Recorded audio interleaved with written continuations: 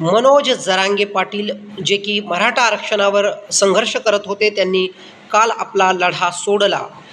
विखे पाटील यांच्या नेतृत्वामध्ये मुख्यमंत्री देवेंद्र फडणवीस यांनी जी मराठा आरक्षण संबंधित उपसमिती नेमली होती, त्या समितीने जरांगे पाटील यांची उपोषणस्थळी जाऊन भेट घेतली.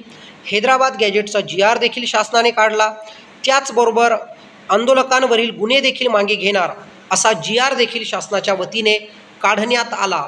त्याचबरोबर सातारा संस्थांचे जे गॅजेट आहे ते महिन्याभराने लागू होईल, हा शब्द शिवेंद्रराजे भोसले यांनी महाराष्ट्र शासनाच्या वतीने संघर्ष योद्धा जरांगे पाटील यांना दिला व त्या शब्दाचा मान देखील जरांगे पाटलांनी ठेवला. कारण की शिवेंद्रराजे भोसले हे राजे आहेत, छत्रपती आहेत, म्हणून त्यांचा मान जरांगे पाटलांनी ठेवला.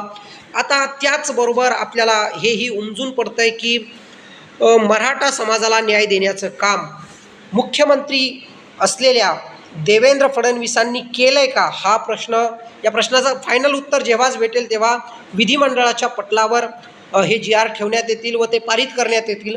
कारण की मराठा समाजाला खूप सतावण्याचं काम मुख्यमंत्री देवेंद्र फडणवीस यांनी केलं, अशी एक जनभावना मराठा समाजामध्ये होती. ती भावना माझ्याही मनात तशी होतीच. कारण की OBC DNA ही संकल्पना कुठेतरी देवेंद्र फडणवीस बोलून दाखवत होते. परंतु नितेश राणे काल बोलता बोलता असं म्हणाले की बघा, OBCवर अन्याय न होऊ देता मराठा समाजाला न्याय देण्याचं काम मुख्यमंत्री देवेंद्र फडणवीस यांनी केलं आहे, हे नितेश राणे बोलून गेले.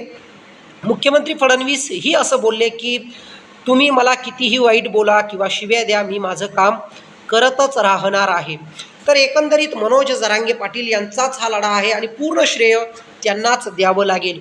उपाशी पोटी 5 दिवस राहून आपल्या समाजासाठी जीवाची बाजी लावून प्रामाणिकपणे, निष्ठेने, कर्तबदारीने मनोज जरांगे पाटलांनी जेव्हा आक्रमकता दाखवायची तेव्हा दाखवली, जेव्हा संयम दाखवायचा तेव्हा दाखवला, जेव्हा शासनकर्त्यांच्या अंगावर म्हणजे विचाराने अंगावर जाण्याची वेळ आली, शिंगावर घेण्याची वेळ आली, ती देखील त्यांनी घेतली. स्वतःच्या आयुष्याला, स्वतःच्या जीवाला समाजासाठी रिस्कमध्ये टाकण्याचं काम मनोज जरांगे पाटील यांनी केलं आणि उपोषण सोडल्यानंतर त्यांना हॉस्पिटलमध्ये देखील दाखल करण्यात आलेलं आहे.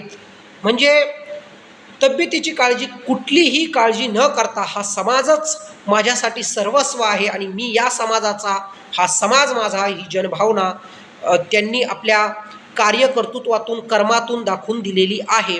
आपण जसं इंग्रजीमध्ये म्हणतो, 1 for all and all for one,